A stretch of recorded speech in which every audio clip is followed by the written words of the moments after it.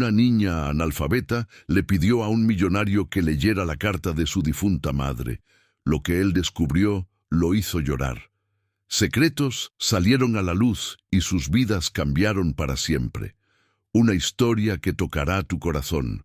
Suscríbete al canal, deja tu me gusta y comenta desde dónde estás viendo. La lluvia de diciembre caía implacable sobre Madrid, transformando las calles del centro en pequeños ríos turbulentos que llevaban consigo los sueños perdidos de otro año que llegaba a su fin.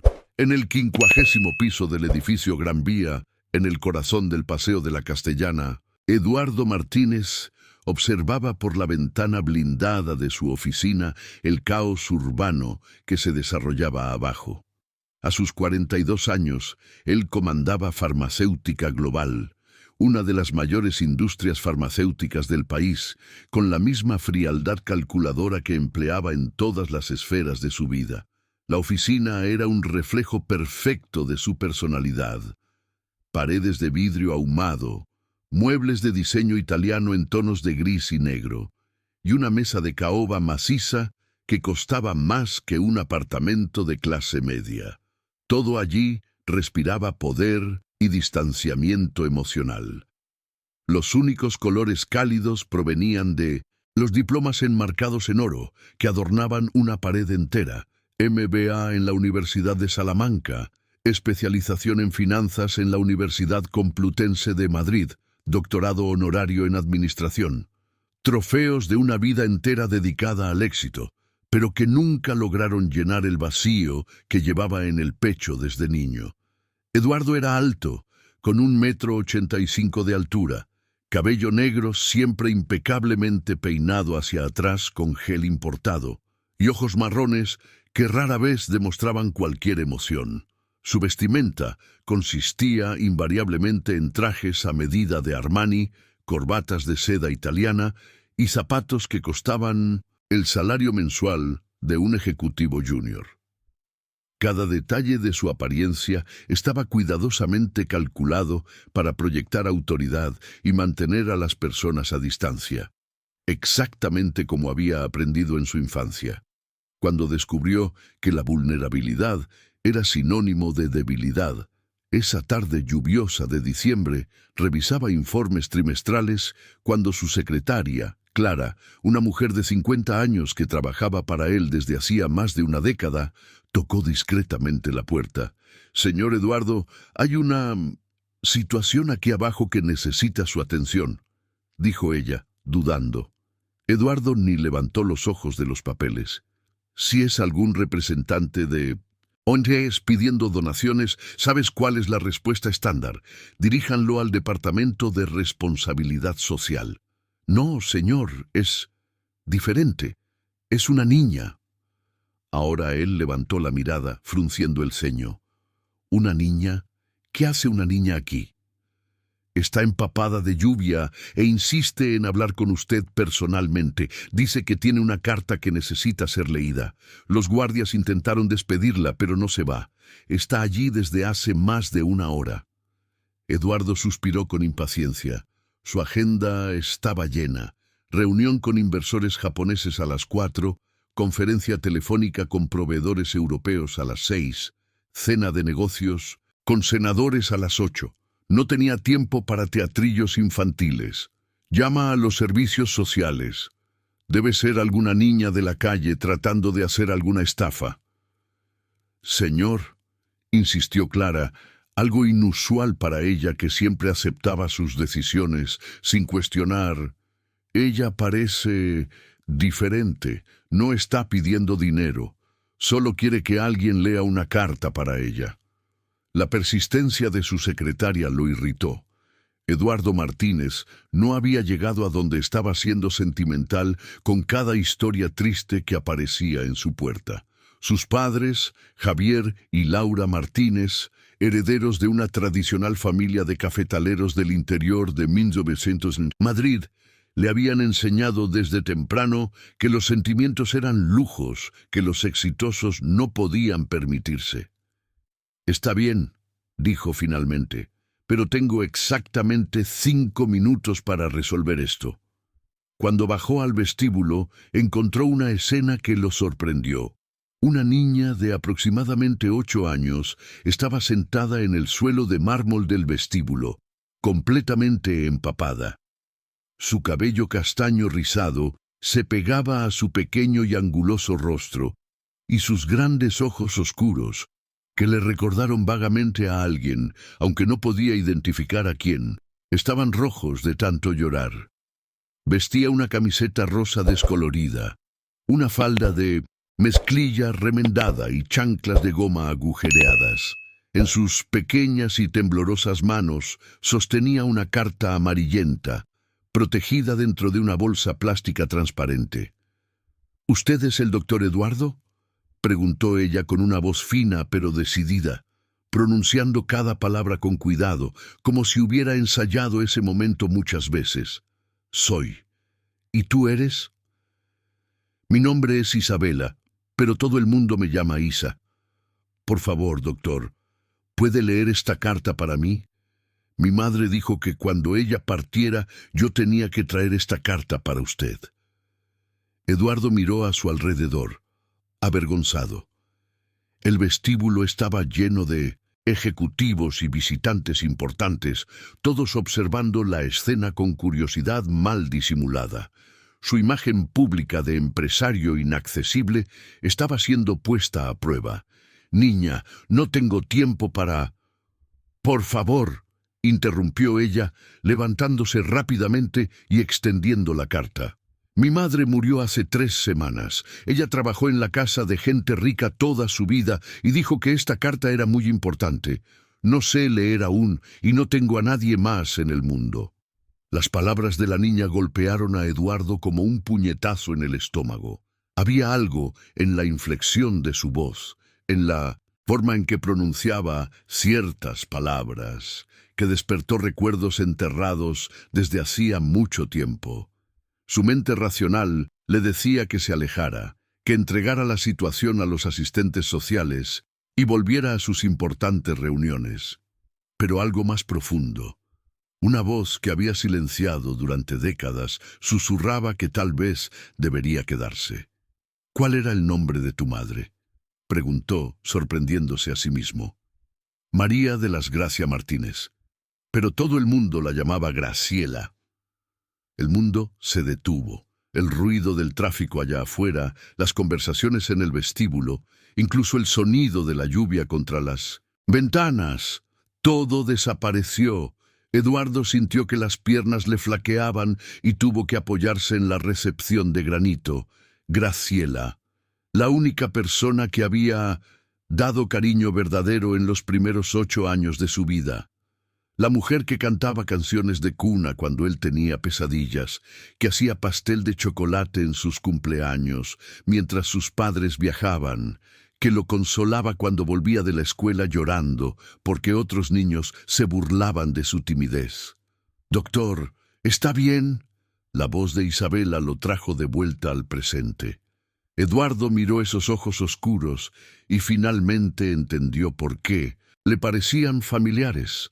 Eran los mismos ojos cariñosos que lo habían acompañado durante toda la infancia. Los ojos de Graciela. —Sube conmigo —dijo con la voz entrecortada—. Vamos a leer esta carta.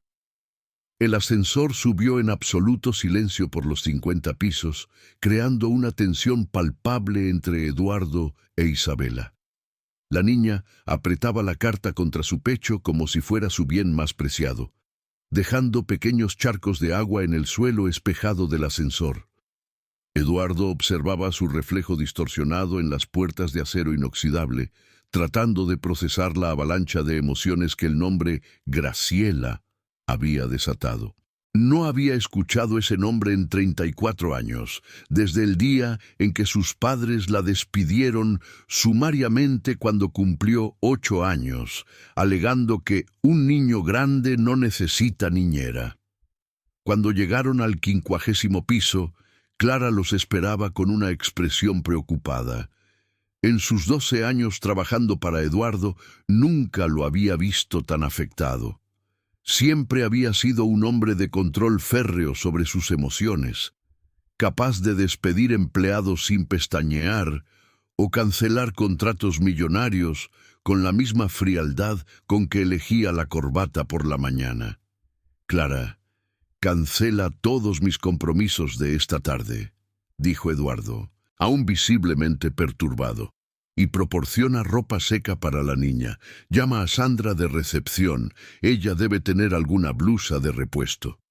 «Pero señor, la reunión con los japoneses...» «Dije que cancelara todo», interrumpió Eduardo con una dureza que hizo que Clara diera un paso atrás. La oficina de Eduardo impresionó a Isabela, que nunca había estado en un ambiente tan lujoso. Giró el cuello para observar el techo alto, los cuadros abstractos en las paredes y la vista panorámica de la ciudad que se extendía hasta donde sus ojos podían alcanzar. Su ropa empapada goteaba sobre la alfombra persa, que costaba más de lo que su madre ganaba en 2 años de trabajo. «Siéntate allí», indicó Eduardo, señalando una butaca de cuero italiano frente a su escritorio. Él mismo se posicionó detrás de la mesa, manteniendo la barrera física que siempre lo hacía sentirse seguro. «Ahora dame la carta». Isabela dudó por un momento, como si estuviera entregando su alma. «Promete que va a leer todo. Mi madre dijo que era muy importante». «Lo prometo». Con cuidado reverencial, Isabela retiró la carta de la bolsa de plástico. El papel estaba amarillento por el tiempo, con los bordes levemente desgastados, y la caligrafía cuidada de Graciela, que Eduardo reconoció inmediatamente, cubría 3 páginas enteras. El sobre simple tenía su nombre escrito en la parte frontal: «Para Eduardo Martínez, con todo el cariño del mundo». Eduardo abrió la carta con manos que temblaban imperceptiblemente y comenzó a leer en voz alta: «Mi querido Dudú». Su voz falló en la primera línea. Nadie lo había llamado Dudú desde que Graciela salió de su vida. Se aclaró la garganta y reinició. «Mi querido Dudú, si estás leyendo esta carta, significa que ya he partido de este mundo y que mi hija Isabela logró encontrarte». Isabela se inclinó hacia adelante, absorbiendo cada palabra como si fuera agua en el desierto. «Sé que debes estar confundido y tal vez incluso irritado con esta situación, pero necesito que sepas algunas cosas muy importantes. Primero, quiero que sepas que los años que pasé cuidándote fueron los más felices de mi vida. Tú fuiste el hijo que nunca pude tener biológicamente, y cada momento a tu lado fue un regalo». Eduardo dejó de leer, sintiendo la garganta apretarse.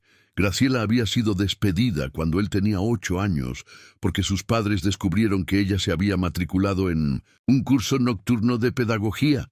«La empleada no necesita estudiar», había dicho su padre Javier. «Eso solo les da ideas en la cabeza». «Continúa, por favor», susurró Isabela, dándose cuenta de que él se había detenido. «Segundo, quiero que conozcas a mi hija Isabela. Ella es una niña extraordinaria, inteligente como tú eras, pero con una sensibilidad y bondad que espero que puedas redescubrir en ti mismo. Ella perdió a su padre muy temprano, un accidente de moto cuando solo tenía 3 años, y ahora solo me tiene a mí en el mundo».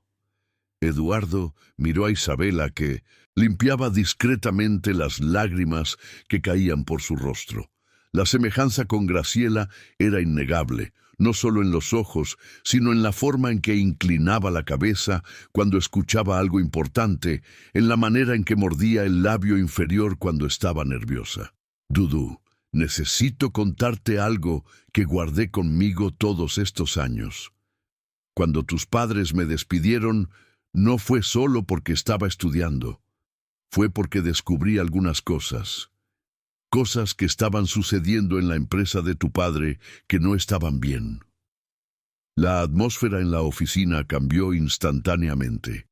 Eduardo sintió un escalofrío en la espalda. La farmacéutica había sido fundada por su abuelo en 1952 y pasada a su padre en los años 70.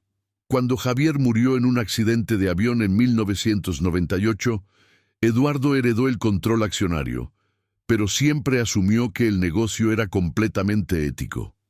«¿Qué tipo de cosas?», murmuró Eduardo, aunque sabía que la carta respondería. «Yo organizaba los papeles que tu padre dejaba esparcidos por la oficina en casa y empecé a notar irregularidades en los informes de pruebas de medicamentos. Documentos que mostraban efectos secundarios graves siendo omitidos, aprobaciones compradas, estudios falsificados». Eduardo dejó de leer abruptamente, sintiendo como si el suelo hubiera desaparecido bajo sus pies. La farmacéutica global era respetada en el mercado, tenía asociaciones con el gobierno, proporcionaba medicamentos a la red pública de salud. Si había irregularidades... «¿Por qué paraste?», preguntó Isabela ansiosa. «Yo necesito un momento», dijo Eduardo levantándose y caminando hasta la ventana. Allí abajo, Madrid hervía bajo la lluvia, 8 millones de personas que confiaban en empresas como la suya para proteger su salud. Si los documentos que Graciela había descubierto eran verdaderos... «Doctor Eduardo», la suave voz de Isabela lo interrumpió. «Mi madre siempre decía que la verdad puede doler al principio, pero que es la única cosa que puede liberarnos. Ella me enseñó que las personas buenas hacen lo correcto incluso cuando es difícil». Eduardo se giró para mirar a esa niña de 8 años que hablaba con una sabiduría más allá de su edad. En sus ojos vio el mismo destello de determinación moral que recordaba de Graciela. «Sigue leyendo, por favor. Mamá dijo que todo tendría sentido al final». Eduardo volvió a la mesa, respiró hondo y continuó. «Sé que esta revelación debe estarte doliendo, querido niño, pero necesitas saber que guardé todas las evidencias. Están escondidas, en un lugar seguro, esperando el día en que estés listo para conocer la verdad y hacer lo correcto». La lluvia seguía golpeando contra las ventanas del 50º piso, pero dentro de esa oficina, 2 mundos completamente diferentes habían colisionado, y nada volvería a ser como antes. La tarde se transformó en noche mientras Eduardo continuaba la lectura de la carta, pausando frecuentemente para digerir las revelaciones que Graciela había guardado por más de 3 décadas. Clara había traído ropa seca para Isabela, una blusa rosa de la recepcionista Sandra y un pantalón de chándal que sobraba de una campaña de donación de la empresa. La niña ahora estaba más cómoda, pero sus ojos permanecían fijos en el rostro de Eduardo, estudiando cada expresión que se dibujaba en sus facciones. «Dudú, debes estar preguntándote por qué no expuse estas irregularidades en su momento», continuó Eduardo leyendo. «La verdad es que intenté. Busqué a la prensa, organismos de control, incluso a algunos políticos conocidos de la familia. Pero descubrí que la corrupción era mucho más profunda de lo que imaginaba. Sus conexiones políticas eran demasiado fuertes y yo era solo una empleada sin credibilidad». Eduardo interrumpió la lectura nuevamente, recordando vagamente conversaciones susurradas entre sus padres durante su infancia. Fragmentos de memoria comenzaron a encajar como piezas de un rompecabezas macabro. Reuniones nocturnas en casa, sobres intercambiados discretamente, llamadas telefónicas en tonos amenazantes. Además, continuó leyendo, tenía miedo, no por mí, sino por la niña que estaba creciendo en mi vientre. Sí, Dudu, Isabela es mi hija, pero hay algo que necesitas saber sobre su padre. Isabela se enderezó en el sillón, prestando atención redoblada. Eduardo notó la tensión en el cuerpo de la niña y gentilmente preguntó, ¿quieres que continúe? Puede ser algo difícil de escuchar. Mamá siempre me dijo, aunque fuera valiente, respondió Isabela, levantando el mentón con determinación. Y quiero saber todo sobre papá. Eduardo asintió y prosiguió. El padre de Isabela se llamaba Roberto García y trabajaba como jardinero en la casa de tus padres. Era un hombre bueno, honesto, que soñaba con estudiar ingeniería agronómica para mejorar la vida de los pequeños agricultores. Nos enamoramos en secreto, sabiendo que nunca sería aceptado por la familia Martínez. La revelación golpeó a Eduardo como un rayo. Recordaba vagamente a Roberto, un joven alto, de sonrisa fácil, que cuidaba los jardines de la mansión familiar en La Moraleja con un cariño casi paternal por las plantas. Había sido despedido en la misma época que Graciela, y Eduardo nunca más había pensado en él. Cuando descubrieron sobre nuestra relación, continuaba la carta, tus padres nos despidieron inmediatamente y amenazaron a Roberto. Dijeron que si no desaparecía, harían que nunca más pudiera conseguir trabajo en Madrid. Nos mudamos a una casita sencilla en Vallecas, donde nació Isabela. Isabela bajó la cabeza, procesando esta información sobre su padre. Eduardo notó una lágrima deslizarse por la mejilla de la niña y por primera vez en décadas sintió un impulso genuino de consolar a alguien. Roberto murió en un accidente de moto cuando Isabela tenía 3 años, continuó Eduardo leyendo, su voz volviéndose más suave. Pero antes de partir, hizo un descubrimiento que cambió todo. Trabajando como repartidor de medicamentos para farmacias de la periferia, comenzó a notar un patrón extraño. Personas que tomaban ciertos medicamentos de farmacéutica global desarrollaban efectos secundarios graves que no constaban en los prospectos. Eduardo dejó de leer, sintiendo la sangre helarse en sus venas. Durante todos los años en que estuvo al mando de la empresa, se había enfocado exclusivamente en los números. Ganancias, expansión de mercado, optimización de costos. Nunca se había dado el trabajo de investigar personalmente la eficacia y seguridad de los productos que su empresa fabricaba. Roberto comenzó a documentar todo, continuó la lectura. Hablaba con los pacientes, fotografiaba recetas, anotaba síntomas. Cuando tuvo suficientes evidencias, intentó denunciarlas a las autoridades sanitarias. 3 días después, sufrió el accidente. La palabra accidente sonó cargada de implicaciones siniestras en el pesado silencio de la oficina. Allí fuera, la lluvia había disminuido, pero el cielo seguía oscuro como el carbón, reflejando el peso de las revelaciones que se desdoblaban. Dudu, no estoy sugiriendo que el accidente no haya sido realmente un accidente, aclaraba la carta, como si Graciela estuviera anticipando los pensamientos de Eduardo. Pero las coincidencias fueron muchas para ignorar. Por eso guardé todas las evidencias que Roberto recopiló, junto con los documentos que encontré en la casa de tus padres. Todo está en un lugar seguro, esperando el momento adecuado. Isabela se levantó del sillón y caminó hasta la ventana, observando las luces de la ciudad que comenzaban a parpadear en la creciente oscuridad.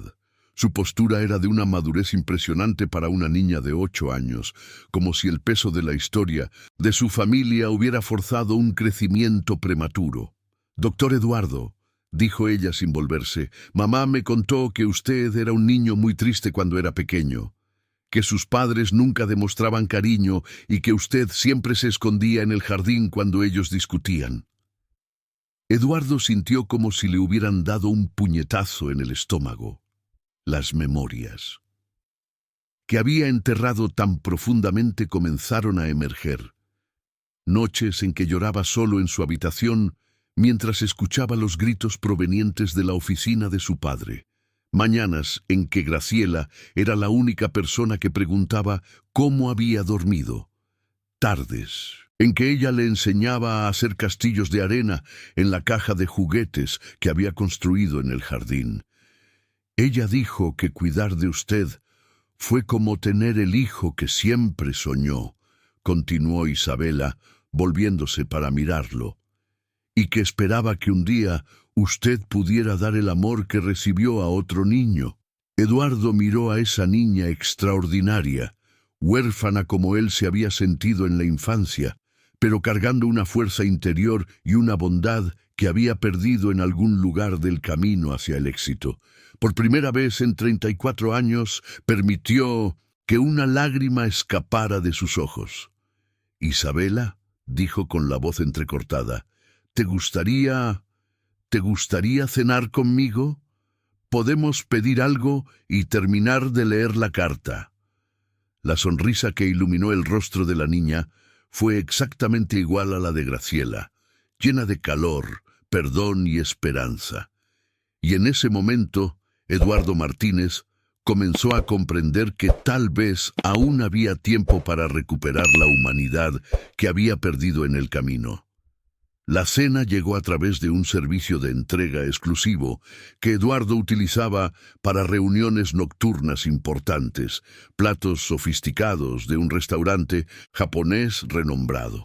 Pero al ver a Isabela observar con curiosidad la comida que nunca había probado, se dio cuenta del abismo social que los separaba. La niña, educada, intentaba usar los palillos con dificultad, hasta que Eduardo discretamente pidió cubiertos convencionales. «Cuéntame sobre tu vida, Isabela», dijo Eduardo mientras observaba a la niña comer con el apetito de quien no había comido adecuadamente en mucho tiempo. «¿Cómo eran tus días con tu madre?» Isabela masticó pensativamente antes de responder, un hábito que Eduardo reconoció como herencia de Graciela, que siempre elegía sus palabras con cuidado. «Mamá trabajaba mucho, doctor Eduardo. Limpiaba casas por la mañana en Malasaña y por la tarde cuidaba de ancianos en Chamartín.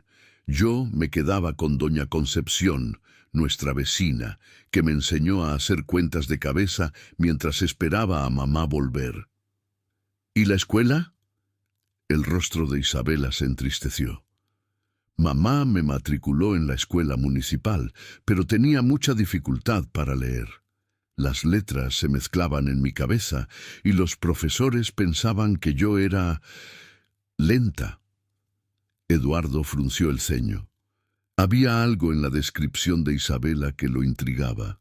Durante la cena, había notado cómo memorizaba instantáneamente los números de los pisos en el ascensor, cómo calculaba mentalmente cuántas horas había entre el almuerzo y la cena, cómo organizaba los objetos sobre la mesa en patrones matemáticos perfectos. «Pero eres buena con los números, ¿no es así?» El rostro de Isabela se iluminó. «Sí, puedo hacer cuentas muy difíciles en la cabeza. Mamá decía que tenía un don especial, pero que necesitaba aprender a leer para mostrarle al mundo lo que sabía». Eduardo retomó la carta, sintiendo que cada línea revelada lo acercaba más a una verdad que había evitado durante décadas. «Dudu, hay una última cosa que necesito contarte, y tal vez sea la más importante de todas. En los últimos meses de vida descubrí que Isabela tiene una condición especial. Tiene dificultades con la lectura debido a una dislexia severa, pero posee una capacidad matemática extraordinaria. Llévala a un neurólogo llamado Dr. Enrique Castillo, en el Hospital Universitario La Paz. Él lo explicará mejor». Eduardo dejó de leer y miró a Isabela con una nueva perspectiva. La dislexia explicaría las dificultades escolares, pero no disminuiría su inteligencia. Por el contrario, muchas personas disléxicas desarrollaban habilidades compensatorias extraordinarias. «A partir de mañana», dijo Eduardo impulsivamente, «tendrás clases particulares, profesores especializados en dislexia». «¿Usted haría eso por mí?», preguntó Isabela, sus ojos agrandándose de sorpresa. «Graciela, tu madre, fue la única persona que realmente se preocupó por mí cuando era niño. Es lo mínimo que puedo hacer». Eduardo continuó la lectura, pero fue interrumpido por el sonido de su celular. Era Patricia, su exesposa, cuya voz estridente resonó por la oficina incluso antes de que él aceptara la llamada. «Eduardo, supe que cancelaste la reunión con los japoneses por alguna niña de la calle. ¿Te has vuelto completamente loco?». Eduardo miró a Isabela, que se había encogido en el sillón al escuchar el tono agresivo. Patricia, no es asunto tuyo. Claro que es asunto mío. Cualquier escándalo que afecte a la empresa afecta mi pensión. Ya mandé a mi abogado a investigar a esta niña. ¿Qué estafa están tratando de aplicar? Ella no está aplicando ninguna estafa, respondió Eduardo, con una frialdad que sorprendió incluso a él. Y sugiero que te mantengas alejada de este asunto.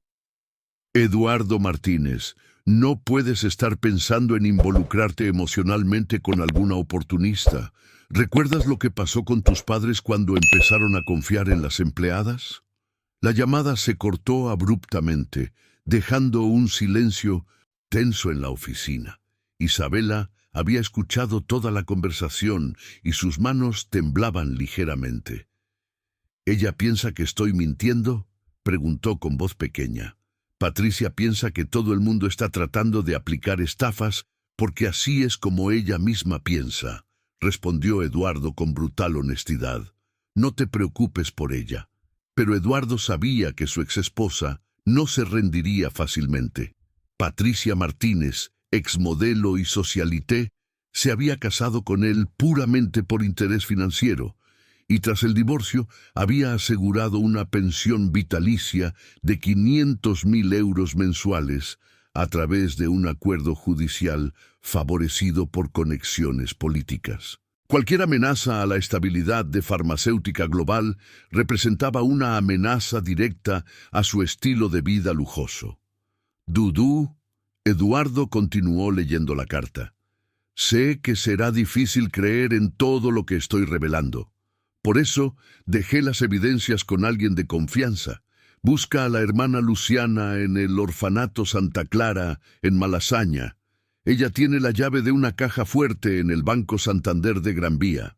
Allí están todos los documentos. Eduardo anotó la información, sintiendo el peso de la responsabilidad crecer sobre sus hombros. Los hombros.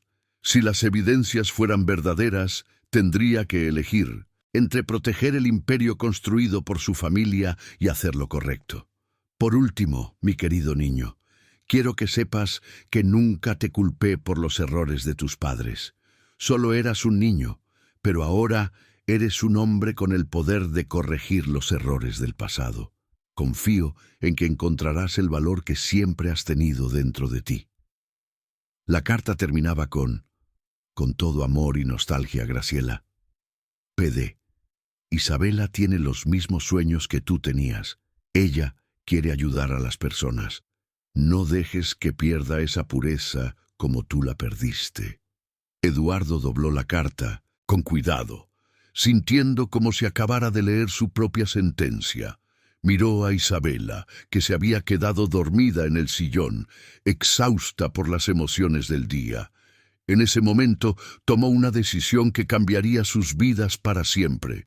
La primera luz del amanecer iluminaba tímidamente la oficina cuando Eduardo despertó en el sillón al lado de su escritorio. Había pasado toda la noche velando el sueño de Isabela, que dormía profundamente en el sofá de cuero, cubierta por su abrigo Armani. Durante las horas silenciosas de la madrugada había observado el rostro sereno de la niña, viendo en él rasgos inconfundibles de Graciela. La misma expresión pacífica, la forma en que curvaba ligeramente los labios incluso durmiendo, las pequeñas manos que se cerraban como si estuvieran sosteniendo algo precioso. A las 7 de la mañana, Clara llegó a la oficina y encontró una escena que jamás olvidaría. El poderoso Eduardo Martínez, siempre impecablemente vestido y emocionalmente blindado, despeinado y arrugado, preparando café para una niña que comía galletas que ella había traído de casa. «Buenos días, doctor Eduardo», dijo Isabela, que había despertado con una energía sorprendente. «¿Durmió mal en la silla? Mamá siempre decía que una mala cama deja a la persona con dolor de espalda». «Estoy bien», mintió Eduardo, masajeando discretamente el cuello. «Clara, necesito que hagas algunas llamadas urgentes. Primero, quiero una consulta con el doctor Enrique Castillo en el Hospital Universitario La Paz para hoy mismo. Segundo, busca al mejor especialista en dislexia de Madrid para clases particulares. Tercero, contacta el Orfanato Santa Clara en Malasaña. Clara anotó todo con eficiencia, pero no pudo ocultar la curiosidad. En 12 años de trabajo nunca había visto a Eduardo interesarse por cuestiones sociales o niños. ¿Y la reunión con el Consejo Administrativo a las 9? Preguntó ella. Manténla, pero quiero que Isabela se quede aquí en la oficina. Proporciona libros infantiles y, no sé, juguetes educativos. Durante la reunión del Consejo, Eduardo se encontró dividido entre los números fríos de los informes financieros y la pesada conciencia por las revelaciones de la carta de Graciela. El Consejo Administrativo de Farmacéutica Global estaba compuesto por 5 miembros. Además de él, estaban Augusto Cavalcanti, director financiero y yerno de un exministro de Salud; Sandra Ferreira, directora de Investigación y Desarrollo, conocida por su feroz ambición; Dr. Mario Andrade, director médico que había trabajado con su padre durante 2 décadas; y Claudia Meneses, directora jurídica y prima de segundo grado de su exesposa Patricia. Eduardo, necesitamos discutir los resultados del último trimestre, comenzó Augusto, ajustándose las gafas. El nuevo antidepresivo tuvo ventas excepcionales, especialmente en la red pública, 50% por encima de las proyecciones. ¿Y las pruebas de seguridad?, preguntó Eduardo, una pregunta que nunca había hecho antes. Las pruebas siguieron todos los protocolos de la AEMPS, respondió Sandra rápidamente. Aprobación en tiempo récord. ¿En tiempo récord?, insistió Eduardo recordando las palabras de Graciela sobre aprobaciones compradas. Doctor Mario tosió incómodamente. Eduardo, ¿sabes cómo funciona el proceso? Tenemos consultores especializados que agilizan la documentación ante los organismos competentes. La palabra consultores sonó como un eufemismo sospechoso a los oídos de Eduardo. Por primera vez en años, comenzó a cuestionar procesos que siempre había aceptado como normales. Quiero ver todos los informes de prueba del antidepresivo, dijo Eduardo firmemente. Los originales, no solo los resúmenes. El silencio que siguió fue incómodo. Claudia fue la primera en manifestarse. Eduardo, esto es muy inusual. Siempre has confiado en nuestra experiencia técnica. Quizás sea hora de cambiar eso. La reunión terminó en un clima tenso, con Eduardo percibiendo miradas intercambiadas entre los miembros del consejo. Por primera vez se sintió un extraño en su propia empresa. De vuelta a la oficina, encontró a Isabela completamente absorta en un libro de matemáticas que Clara había conseguido. La niña hacía cálculos complejos en una hoja de papel, su lengua proyectándose ligeramente entre los labios en concentración, exactamente como Eduardo hacía cuando era niño.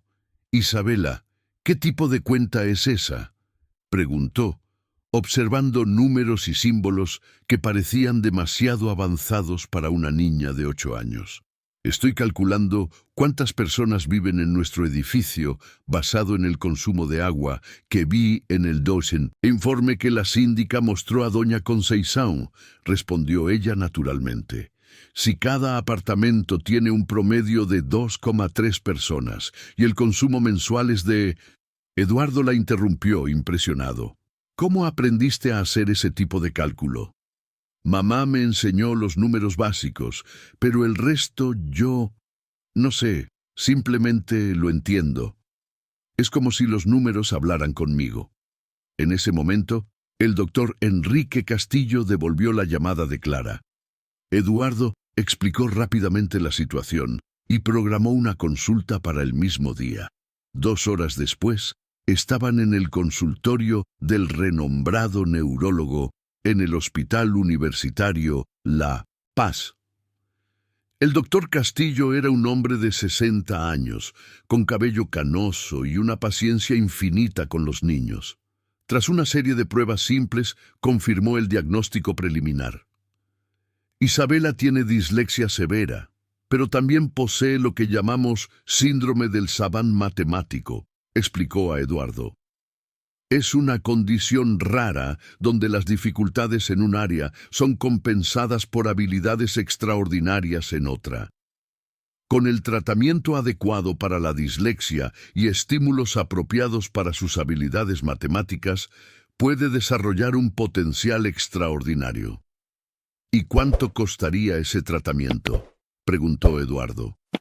El tratamiento completo, incluyendo terapias especializadas y seguimiento, costaría alrededor de 15.000 euros mensuales, respondió el médico. Eduardo no dudó. Vamos. Comenzar inmediatamente. En el camino de regreso, Isabel estaba callada, procesando todo lo que había sucedido. Finalmente, preguntó: «Doctor Eduardo, ¿por qué está haciendo todo esto por mí? Apenas nos conocemos». Eduardo condujo en silencio durante unos minutos antes de responder. «Porque tu madre me dio algo muy precioso cuando era niño, amor incondicional. Y porque tal vez sea hora de que yo aprenda a dar ese amor a alguien también». Esa noche, mientras llevaba a Isabel a un hotel de 5 estrellas que había alquilado provisionalmente, Eduardo tomó una decisión definitiva. Llamó a su abogado personal. «Doctor Ribeiro, necesito iniciar un proceso de custodia y también quiero que investigues a fondo todos los contratos y aprobaciones de farmacéutica global de los últimos 15 años. Algo me dice que vamos a encontrar irregularidades serias». La transformación de Eduardo Martínez había comenzado oficialmente y no habría vuelta atrás.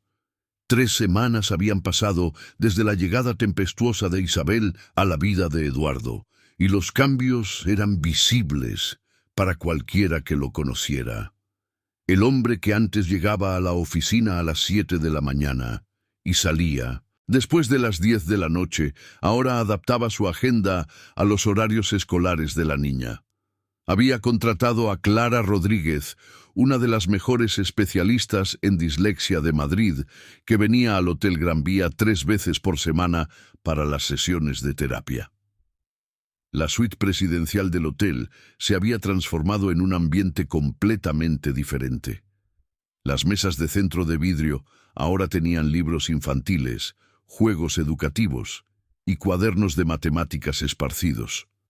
Isabel había creado un rincón especial cerca de la ventana panorámica donde organizaba sus materiales con la precisión matemática que le era natural. Lápices alineados por tamaño, cuadernos apilados en orden de uso, gomas dispuestas en secuencias geométricas perfectas.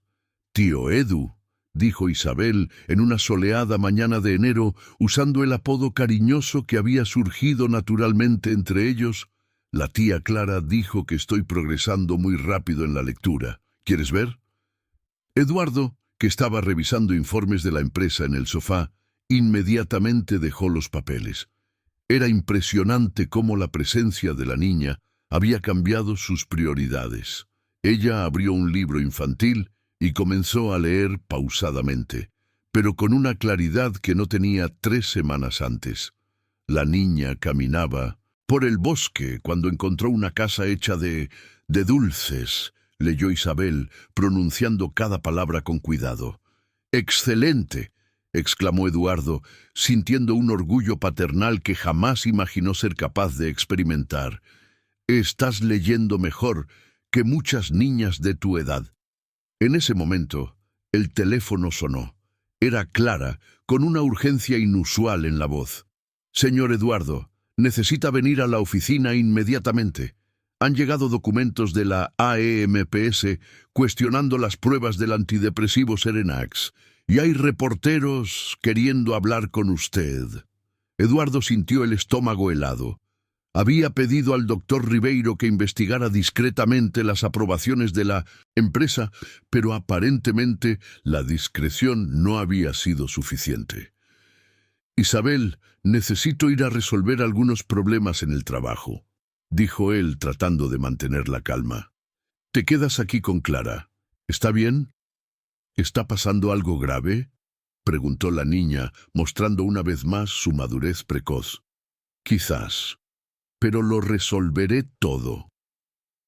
La oficina de farmacéutica global estaba en estado de alerta cuando Eduardo llegó. Clara lo aguardaba con una pila de documentos y una expresión de pánico mal disimulada. «¿Qué está pasando exactamente?», preguntó Eduardo, cerrando la puerta de la oficina. La AMPS recibió denuncias anónimas sobre irregularidades en Minso-Defintos, las pruebas del Serenax. Aparentemente, efectos secundarios graves fueron omitidos de los informes oficiales. Quieren todos los documentos originales en 48 horas. Eduardo sintió como si estuviera viviendo exactamente el escenario que Graciela había descrito en la carta. ¿Y los informes originales? ¿Dónde están? Sandra y Dr. Mario están reunidos en la sala de conferencias desde las 7 de la mañana. Parecen nerviosos. 15 minutos después, Eduardo entró en la sala de conferencias y encontró una escena que confirmó sus peores temores. Sandra Fernández estaba quemando papeles en la chimenea decorativa mientras el doctor Mario Álvarez digitaba frenéticamente en el portátil, aparentemente borrando archivos. «¿Qué están haciendo?», preguntó Eduardo con una calma helada. Sandra se congeló, un informe medio quemado aún en las manos. «Eduardo, no esperábamos que llegaras tan pronto. Obviamente, respondan a mi pregunta». El doctor Mario cerró el portátil y suspiró pesadamente. «Eduardo, hay cosas sobre el funcionamiento de esta empresa que nunca quisiste saber. Tu padre, y luego tú, siempre prefirieron enfocarse en los resultados finales. ¿Y qué cosas son esas?». Sandra y el doctor Mario intercambiaron miradas antes de que Sandra respondiera. Las pruebas del Serenax mostraron que el 12% de los pacientes desarrollaron pensamientos suicidas como efecto secundario, pero si reportáramos esto, el medicamento nunca sería aprobado. Perdimos 2 años de desarrollo y 50 millones en inversión. Entonces ustedes ¿omitieron esa información? Ajustamos los informes, dijo el doctor Mario, intentando usar un eufemismo. Es una práctica común en la industria farmacéutica. Todo el mundo lo hace. Eduardo sintió una rabia que no sabía que poseía. ¿Todo el mundo lo hace? Estamos hablando de vidas humanas. Eduardo, sé realista, dijo Sandra con frialdad. Esta empresa genera 5.000 empleos directos y distribuye medicamentos a 15 millones de españoles. ¿Quieres destruir todo esto por unos pocos casos aislados? Unos pocos casos aislados de suicidio, quieres decir. El silencio que siguió fue ensordecedor. Eduardo comprendió en ese momento que había heredado no solo una empresa, sino un sistema corrupto que funcionaba desde hacía décadas. Su fortuna, su estatus, toda su vida habían sido construidos sobre mentiras y omisiones que costaban vidas humanas. ¿Cuántos otros medicamentos tienen problemas similares?, preguntó Eduardo. «Eduardo», comenzó el doctor Mario. «¿Cuántos?». 7, tal vez 8, admitió Sandra.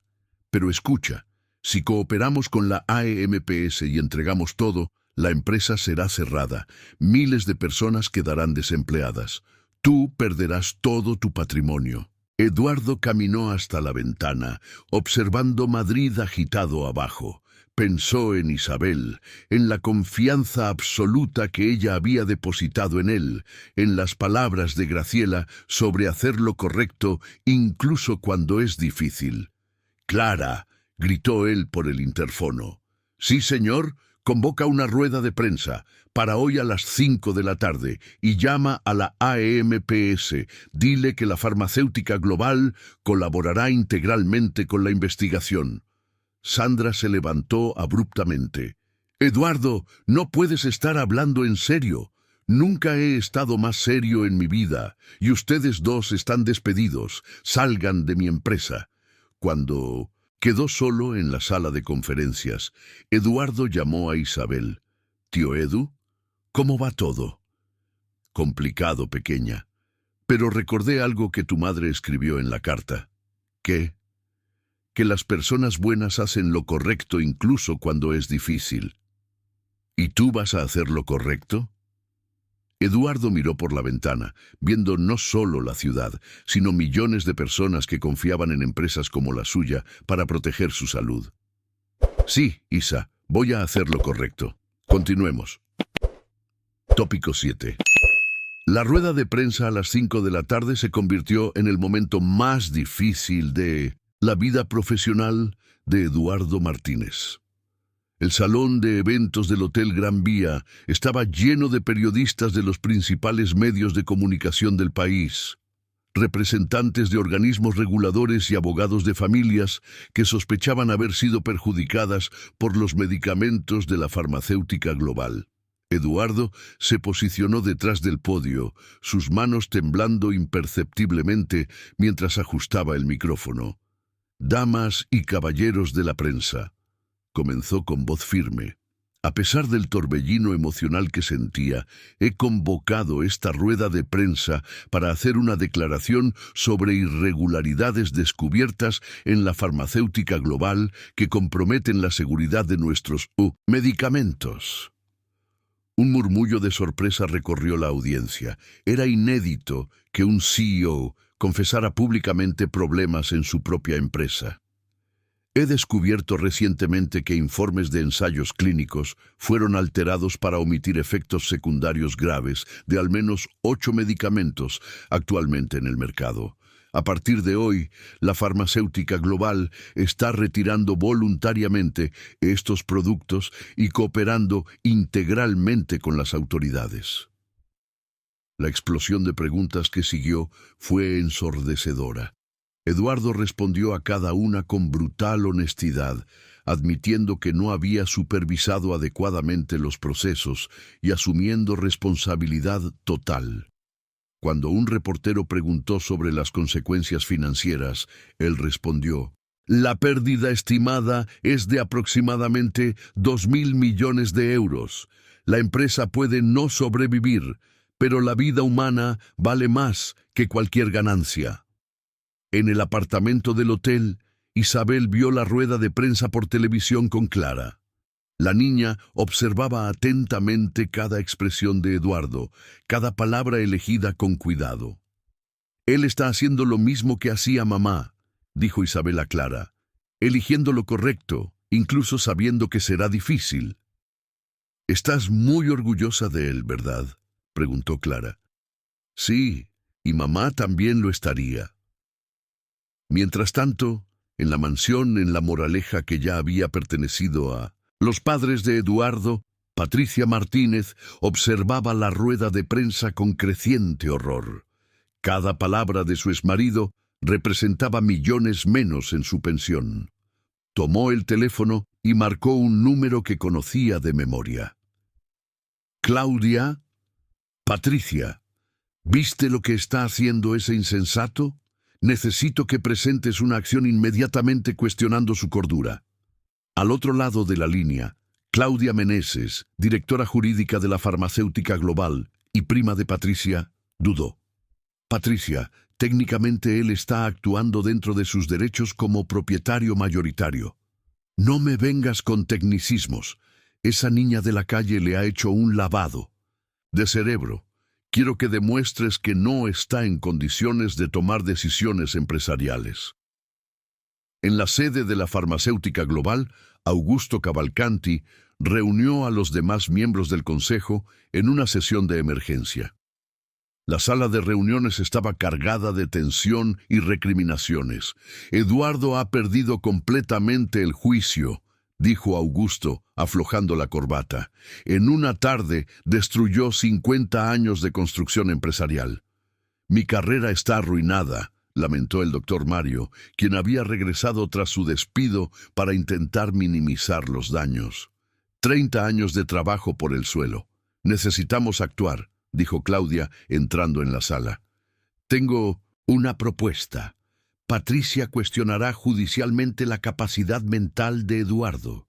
Si logramos probar que está bajo influencia indebida de esa niña, podemos anular sus decisiones. La conspiración se estaba formando, pero Eduardo anticipó los movimientos. Esa misma noche llamó al doctor Ribeiro. Doctor, necesito que prepare una defensa completa. Ellos intentarán declararme incapaz o bajo influencia indebida. Quiero que documente cada decisión mía como racional y basada en evidencias. Eduardo, ¿puedo sugerir algo? Sería prudente hacer una evaluación psiquiátrica independiente para comprobar tu cordura. Y tal vez sería interesante legalizar tu situación con Isabel lo antes posible. ¿Legalizar cómo? Adopción. Si tienes la intención de cuidar de la niña permanentemente, la adopción oficial protegería a ambos de cuestionamientos futuros. La idea de la adopción impactó a Eduardo como un rayo. Nunca había considerado tener hijos, siempre enfocado exclusivamente en su carrera. Pero en las 3 semanas con Isabel había descubierto un amor paternal que no sabía que poseía. Doctor Ribeiro, inicie los papeles de la adopción inmediatamente y quiero que Isabel sea incluida en mi testamento como heredera principal. Al día siguiente, mientras Isabel hacía sus sesiones de terapia con Clara, Eduardo decidió visitarla a la hermana Lucía en el 1806, Orfanato San Clara. El lugar era simple pero acogedor, con paredes coloridas y el sonido de niños jugando en el patio. La hermana Lucía era una mujer de 60 años, con el cabello canoso escondido bajo el hábito, pero con ojos llenos de vida y compasión. «Estaba esperando su visita, señor Martínez», dijo ella, conduciéndolo a una oficina pequeña pero organizada. «Graciela habló mucho sobre usted antes de partir. ¿La señora la conocía bien?» Graciela trajo a Isabel aquí algunas veces, cuando no tenía con quién dejar a la niña durante el trabajo. Era una mujer extraordinaria. Estudiaba pedagogía por la noche y soñaba con abrir una escuela para niños necesitados. La hermana Lucía abrió un antiguo cofre detrás de su mesa y sacó una llave dorada. Esta llave abre el cofre 247 en el Banco Santander de Gran Vía. Graciela depositó allí todos los documentos que usted necesita ver. Hermana, ¿puedo preguntar, cree que Graciela aprobaría lo que estoy haciendo con Isabel? La sonrisa que iluminó el rostro de la religiosa fue su respuesta. Señor Martínez, Graciela siempre creyó que las personas pueden cambiar cuando encuentran un propósito. El verdadero amor. Ella veía bondad en su corazón, incluso cuando eras un niño triste y solitario. 2 horas después, Eduardo estaba en el banco, abriendo la caja fuerte que guardaba 3 décadas de secretos. Dentro, encontró carpetas organizadas meticulosamente. Fotografías de documentos alterados, grabaciones en cinta de conversaciones comprometedoras, informes médicos originales que mostraban efectos secundarios omitidos y una lista de nombres, políticos, médicos y ejecutivos involucrados en el esquema. La última carpeta tenía una etiqueta diferente, para cuando Dudu esté listo para la verdad completa. Dentro, encontró certificados de nacimiento, exámenes de ADN y documentos que revelaban el secreto final que Graciela había guardado. Eduardo leyó los papeles con creciente incredulidad, sus manos temblando mientras procesaba la revelación más impactante de todas. Tomó el teléfono y llamó a Isabel. «Isa, necesito hablar contigo sobre algo muy importante, algo sobre tu familia y la mía. Tío Edu, ¿estás bien? Tu voz suena extraña». Eduardo miró por la ventana del banco hacia la concurrida Gran Vía, donde millones de personas vivían sus vidas sin saber que estaban a punto de presenciar una de las mayores transformaciones empresariales de la historia española. Estoy bien, pequeña, mejor de lo que he estado en mucho tiempo. Llegaremos a casa en 1 hora, y entonces descubrirás algo que cambiará todo. Eduardo llegó al hotel con las manos aún temblando por los documentos que había descubierto en la caja fuerte. Isabel estaba en el suelo de la sala, rodeada de libros de matemáticas y dibujos geométricos que había creado como ejercicio de concentración. Clara había salido recientemente y la niña jugaba sola con una naturalidad que demostraba cómo se había adaptado al nuevo ambiente. «Tío Edu», exclamó Isabel al verlo, corriendo a abrazarlo con el cariño espontáneo que se había convertido en parte de su rutina. Clara dijo que hoy leí 2 páginas enteras, sin cometer un error. Eduardo la abrazó con fuerza, sintiendo el peso de la revelación que estaba a punto de compartir. «Isa, siéntate aquí conmigo. Necesito contarte algo muy importante sobre tu familia». La seriedad en el tono de Eduardo hizo que Isabel se acomodara en el sofá con total atención, sus pequeñas manos cruzadas en el regazo. Un gesto que había heredado de Graciela cuando se preparaba para escuchar algo serio. «¿Recuerdas cuando te conté que tu madre me cuidaba cuando era niño?», comenzó Eduardo. «Sí, mamá siempre decía que eras como un hijo para ella». Eduardo respiró hondo antes de continuar. «Isabel, tu abuela, la madre de tu madre, también trabajó para mi familia. Se llamaba Rosa». El rostro de Isabel se iluminó. «Abuela Rosa. Mamá siempre hablaba de ella, pero dijo que murió cuando yo era bebé. Tu abuela Rosa trabajó como cocinera en la casa de mis padres durante más de 20 años. Y hay algo que ni tu madre supo hasta poco antes de morir». Eduardo sacó los documentos de la carpeta y mostró certificados antiguos a Isabel. Aunque aún tenía dificultades con la lectura, pudo identificar nombres familiares. «Isabel, tu abuela Rosa tuvo una relación con mi abuelo, Enrique Mendonça, el fundador de Farmacéutica Global. Nunca pudieron casarse por las diferencias sociales de la época, pero...».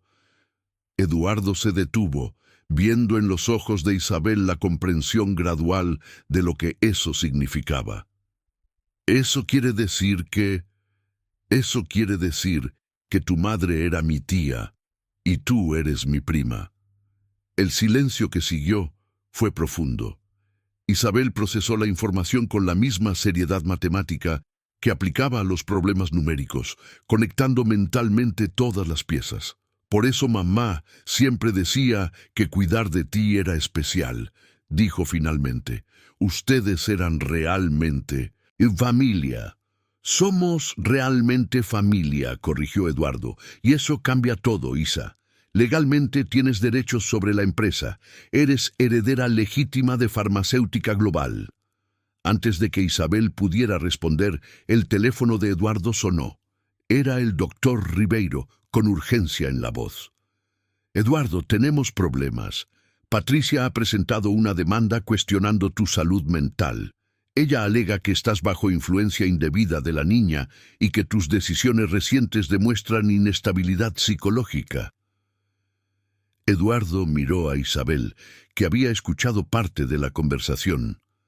«Doctor, acabo de descubrir algo que cambia completamente la situación. Isabel es mi prima y heredera, legítima de la empresa. Tenemos documentos que lo prueban». El silencio del otro lado de la línea fue largo antes de que el doctor Ribeiro respondiera. «Eduardo, eso es extraordinario, pero también complica las cosas. Si Patricia descubre que hay una heredera con derechos sobre la empresa». La llamada fue interrumpida por un golpe urgente en la puerta. Eduardo atendió y se encontró con Clara, visiblemente agitada. «Señor Eduardo, disculpe la molestia, pero hay una situación grave. La policía está en la sede de la empresa con órdenes de búsqueda y captura, y hay periodistas acampados en la puerta del edificio». En ese momento, la televisión en la habitación del hotel, que estaba encendida a bajo volumen, aumentó el volumen para un boletín informativo. La Policía Nacional ha desmantelado hoy la operación Dosis Correcta, investigando fraudes en pruebas de medicamentos. La principal empresa investigada es Farmacéutica Global, cuyo CEO sorprendió al país ayer al confesar irregularidades. Isabel se acercó a Eduardo y tomó su mano. «Tío Edu, ¿tienes miedo?» «Un poco», admitió Eduardo, una honestidad que nunca había demostrado a nadie antes. «Pero sabes lo que tu madre decía sobre hacer lo correcto, que a veces duele al principio, pero siempre libera al final». En ese momento, Eduardo tomó la decisión más importante de su vida. Se arrodilló frente a Isabel, quedando a la altura de sus ojos. «Isa, quiero preguntarte algo muy serio. ¿Te gustaría que yo fuera oficialmente tu padre adoptivo? ¿Que te convirtieras en Isabel Mendonça?» Los ojos de Isabel se llenaron de lágrimas, pero su sonrisa fue radiante. «¿De verdad harías eso? Incluso con todos estos problemas?» «Especialmente por causa de esos problemas. Las familias verdaderas se protegen mutuamente». La emoción del momento fue interrumpida por otra llamada. Esta vez era la hermana Luciana. «Señor Mendonça, pido disculpas por molestar, pero he recibido una visita muy... Una mujer llamada Patricia estuvo aquí con abogados, cuestionando sobre los documentos que Graciela dejó. Ellos insinuaron que podría tener problemas legales si no colaboro». Eduardo sintió la ira crecer en su pecho. «Hermana Lucía, no te preocupes. Voy a resolver esto. Hay una cosa más. Encontraron la antigua casa de Graciela en Vallecas. Aparentemente alguien revolvió todo buscando algo». Eduardo comprendió inmediatamente que sus adversarios estaban desesperados por encontrar evidencias que pudieran usar en su contra, pero no sabían que todas las pruebas más importantes estaban seguras en la caja de seguridad del banco. «Clara, necesito que hagas algunas cosas urgentes», dijo Eduardo, entrando en el modo ejecutivo que conocía bien. «Primero, contraten seguridad 24 horas para hermana Lucía y el orfanato. Segundo, quiero un equipo de abogados especializados en derecho de familia para acelerar el proceso de adopción de Isabel». «Tío Edu», dijo Isabel, interrumpiendo sus instrucciones, «¿puedo hacerte una pregunta?» «Claro.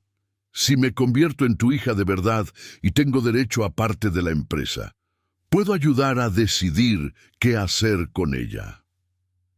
Eduardo sonrió, reconociendo en la pregunta la misma perspicacia que había admirado en Graciela.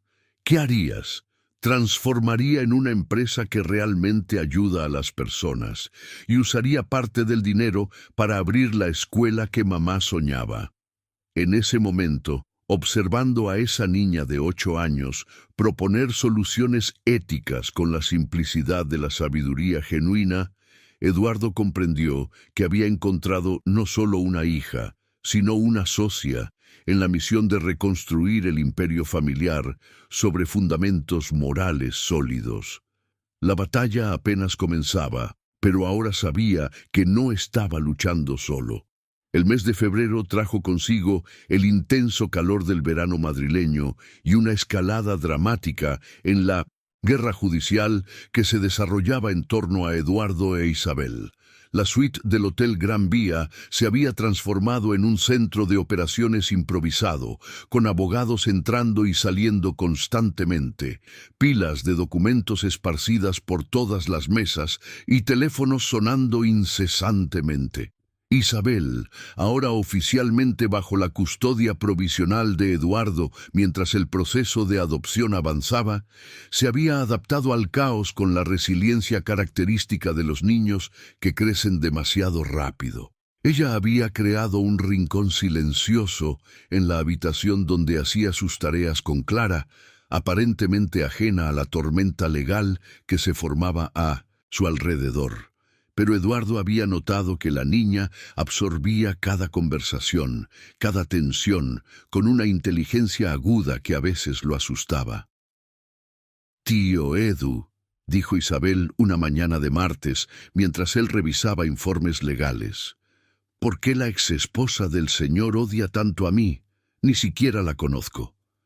Eduardo dejó los papeles y miró a esa niña que hacía preguntas difíciles con la naturalidad de quien aún no ha aprendido a evitar verdades incómodas. Patricia no te odia específicamente, Isa. Ella tiene miedo de perder dinero. Y algunas personas, cuando tienen miedo, toman malas decisiones.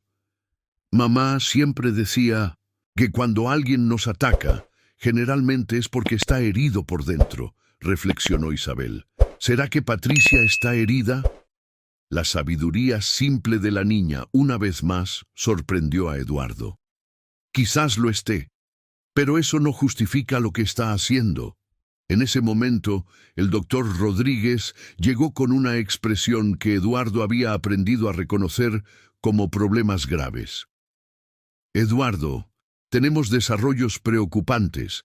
Patricia consiguió una medida cautelar cuestionando tu capacidad para tomar decisiones sobre la farmacéutica global.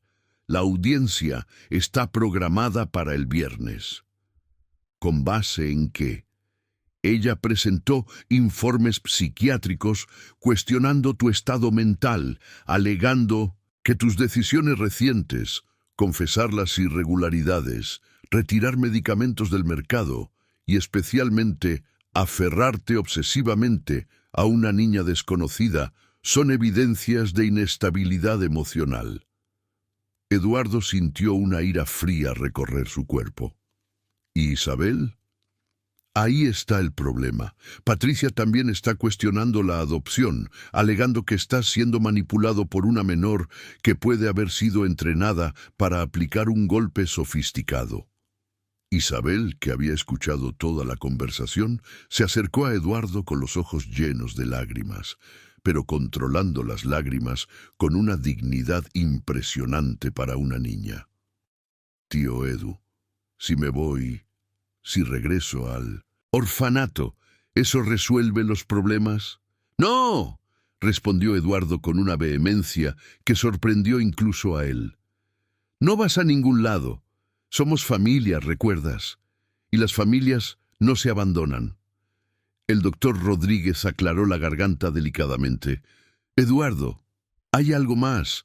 Las investigaciones de la Policía Nacional encontraron evidencias de que las irregularidades en la farmacéutica global remontan a al menos 15 años. Podrías enfrentar acusaciones criminales. El silencio que siguió fue pesado. Eduardo comprendió que su decisión de hacer lo correcto podría resultar en prisión, en la pérdida de la empresa y, peor aún, en la separación de Isabel. ¿Hay alguna estrategia legal que pueda proteger a Isabel si yo soy indisponibilizado?, preguntó Eduardo, eligiendo las palabras cuidadosamente en presencia de la niña. Estoy trabajando en eso. Pero Eduardo, necesitas saber que si Patricia logra probar inestabilidad mental, ella puede asumir el control de la empresa como principal beneficiaria de la pensión. Esa noche, después de que Isabel se durmió, Eduardo se encontró solo en el balcón de la suite, observando las luces de Madrid extenderse hasta el horizonte. Su celular sonó. Era un número desconocido. ¿Eduardo Martínez? Sí. Aquí es el doctor Carlos Mendoza, de la Universidad Complutense de Madrid. Soy especialista en fraudes farmacéuticos y he estado siguiendo tu caso. Me gustaría hablar en persona. 2 horas después, el doctor Mendoza estaba en la suite. Un hombre de 50 años, cabello canoso, gafas de montura metálica y una expresión de quien ha visto mucha corrupción a lo largo de su carrera académica. Señor Martínez, lo que hiciste fue extraordinario, dijo él, acomodándose en el sofá. En 20 años estudiando la industria farmacéutica española, nunca he visto a un CEO confesar públicamente irregularidades. Doctor Mendoza, respeto su trabajo, pero no estoy buscando elogios. Necesito ayuda, práctica. Es exactamente eso lo que vine a ofrecer. Tengo documentos y evidencias independientes que demuestran que la corrupción en la farmacéutica global era sistemática y anterior a tu control efectivo. Puedo testificar que fuiste, de hecho, una víctima del sistema que heredaste. Eduardo se inclinó. Adelante, interesado. ¿A cambio de qué? Quiero que transformes la farmacéutica global en un modelo de transparencia y ética. Quiero acceso total a sus procesos para crear un estudio de caso que pueda revolucionar la industria farmacéutica española. La propuesta era tentadora, pero Eduardo había aprendido a desconfiar de ofertas que parecían demasiado buenas. Doctor Martínez, necesito tiempo para pensar. Claro, pero Eduardo, hay algo que necesitas saber. Patricia no está actuando sola. Ella tiene financiamiento de competidores de la farmacéutica global que quieren comprar sus activos a precio de ganga durante la crisis. La revelación golpeó a Eduardo como un puñetazo. Patricia no solo estaba protegiendo su pensión, estaba participando en una conspiración para destruir la empresa y venderla a los rivales. A la mañana siguiente, Eduardo despertó con una determinación renovada. Encontró a Isabel en la cocina de la suite, preparando café de la mañana con la ayuda de Clara. Isa, le dijo, sentándose a la mesa. Necesito contarte algo sobre la audiencia del viernes. Sé que es importante, dijo Isabel, sirviendo café para él con movimientos cuidadosos. Clara explicó que algunas personas quieren separarnos. ¿Y qué piensas de eso? Isabel detuvo lo que estaba haciendo y miró directamente a los ojos de Eduardo. Creo que no conocen a nuestra familia. No saben que cuando me adoptas de verdad en el corazón, no hay papel que pueda deshacer eso. Eduardo sintió que los ojos se le llenaban de lágrimas. Isabel Martínez, tienes razón, y el viernes vamos a demostrarlo a todos. Ese momento, su teléfono sonó. Era Clara, con una noticia que cambiaría todo. Señor Eduardo, acabo de recibir una llamada de la hermana Lucía. Dijo que tiene más documentos de Graciela. Documentos que guardó por separado, que prueban cosas sobre Patricia que nadie imaginaba. Eduardo miró a Isabel, que sonreía con la confianza de una niña que había crecido creyendo que la verdad siempre triunfa al final. Clara, dile a la hermana Lucía que estaremos allí en 1 hora. Y llama al doctor Rodríguez. Creo que nuestra estrategia de defensa acaba de cambiar completamente. La última batalla estaba a punto de comenzar. El viernes amaneció con un cielo azul cristalino sobre Madrid, contrastando con la tensión palpable que dominaba el tribunal Juan Méndez Jr. Eduardo llegó al tribunal acompañado de Isabel, quien había insistido en usar un vestido azul marino, una ropa nueva que Clara había comprado especialmente para la ocasión. La niña sostenía firmemente la mano de Eduardo, su postura erguida y digna desmintiendo su edad de apenas 8 años. La sala estaba llena de periodistas, representantes de organismos de salud, familias de pacientes perjudicados por los medicamentos de la farmacéutica global, y curiosos atraídos por la repercusión mediática del caso. Patricia Martínez entró pocos minutos después, elegantemente vestida con un traje Chanel blanco, acompañada de un equipo de abogados caros y un aire de superioridad que Eduardo conocía bien. «Mira eso», murmuró Patricia a su abogada, lo suficientemente alto para que Eduardo escuchara. Trajo a la niña para sensibilizar al juez. Típico. Isabel apretó la mano de Eduardo, pero no mostró miedo. En los últimos días, la visita al orfanato San Clara había revelado documentos que cambiaron completamente el escenario legal. La hermana Lucía había entregado una carpeta adicional que Graciela había dejado con instrucciones específicas para ser abierta solo en caso de ataques a la familia. El juez Marcus Vinicius Carvalho era conocido por su imparcialidad y rigor legal. A los 60 años había presidido algunos de los casos más complejos de la justicia madrileña y no se impresionaba fácilmente con melodramas jurídicos. «Señor Eduardo Martínez», comenzó el juez tras la lectura de las acusaciones, «la demandante alega que sus decisiones recientes demuestran inestabilidad mental y que usted está siendo manipulado por esta menor. ¿Cómo responde a estas acusaciones?» Eduardo se levantó, sintiendo el peso de décadas de decisiones que lo habían llevado a ese momento. «Excelencia, mis decisiones se basaron en evidencias concretas de irregularidades que comprometerían la salud pública. Asumir responsabilidad por errores del pasado no es inestabilidad, es madurez moral». La abogada de Patricia, doctora Fernanda Coello, se levantó de inmediato. «Meritísimo, el requerido destruyó una empresa sólida basado en documentos de origen dudoso proporcionados por una niña que apareció de la nada. Eso no es normal». El doctor Rodríguez contraatacó.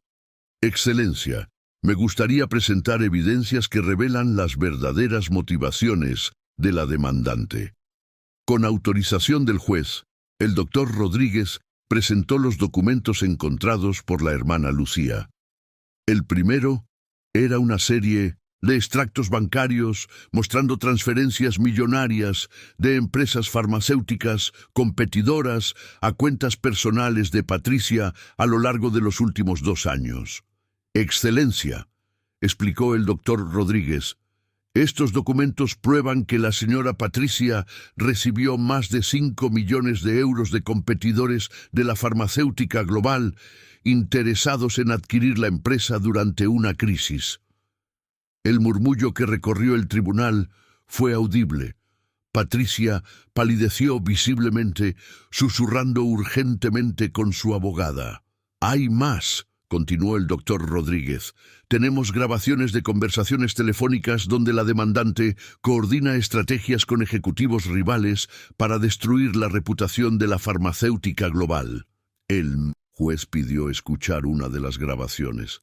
La voz inconfundible de Patricia resonó en el tribunal.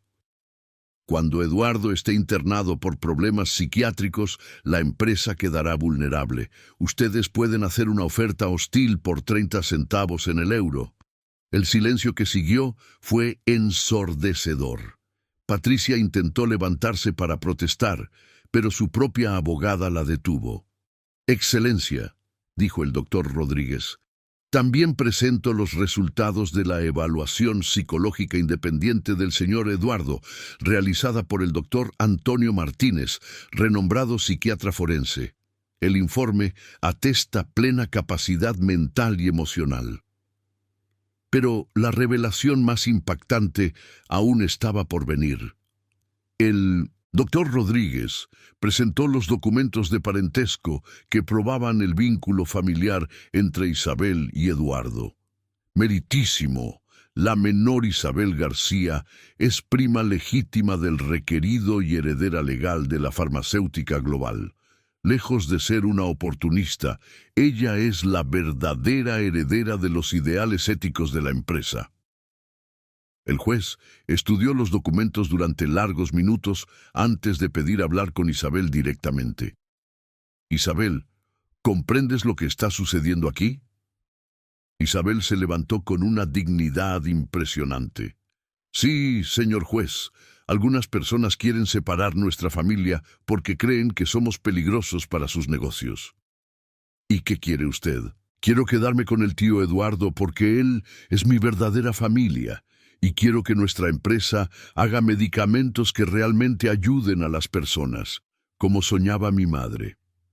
La simplicidad y sinceridad de la respuesta conmovieron visiblemente al juez y a todos los presentes. El doctor Rodríguez se dirigió entonces a Patricia.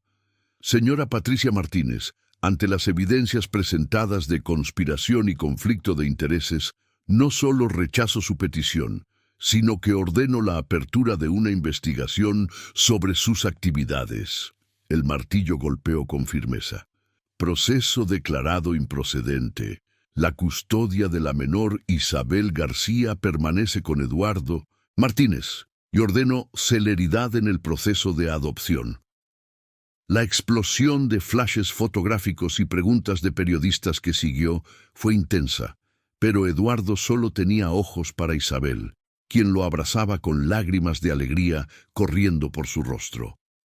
3 meses después, durante el Carnaval de 2025, mientras los bloques de calle llenaban Madrid de música y alegría, la Fundación Graciela Fernández fue oficialmente inaugurada en el mismo edificio donde antes funcionaba la sede de Farmacéutica Global. La empresa farmacéutica había sido reestructurada con protocolos rigurosos de transparencia y ética, convirtiéndose en un modelo para la industria española. Isabel, ahora oficialmente Isabel Martínez, cortó la cinta inaugural de la primera escuela de la Fundación, destinada a niños con dificultades de aprendizaje. A los 9 años, se había vuelto fluida en lectura y demostraba habilidades matemáticas que impresionaban a los especialistas. «Papá Eduardo», dijo Isabel ese día, usando el título que había adoptado naturalmente tras la adopción oficial. «Creo que mamá estaría orgullosa». Eduardo, observando a decenas de niños jugando en el patio de la escuela que Graciela había soñado, abrazó a su hija con el amor incondicional que había aprendido a expresar. «Estoy seguro de que ella está orgullosa, hija mía, muy orgullosa». Por la noche, en la terraza del apartamento en Salamanca, donde ahora vivían como una verdadera familia, Eduardo ayudaba a Isabel a enseñar a otros niños huérfanos a leer, utilizando los métodos cariñosos que Graciela había registrado en sus notas pedagógicas. La niña que había llegado a su vida en una tarde lluviosa de diciembre se había convertido no solo en su hija, sino en su maestra en humanidad. El hombre que un día había creído que el control emocional era sinónimo de fuerza, descubrió que la verdadera fuerza estaba en la vulnerabilidad del amor. Y la niña que había sido subestimada por su origen social, demostró que la inteligencia y el carácter no dependen de la cuna, sino que florecen cuando encuentran terreno fértil para crecer. Mientras las luces de la ciudad parpadeaban como estrellas terrestres, Eduardo e Isabel leían juntos la carta de Graciela una vez más, sabiendo que cada palabra se había convertido en realidad. El amor genuino había roto ciclos de abandono emocional y creado una verdadera familia que trascendía lazos biológicos o convenciones sociales.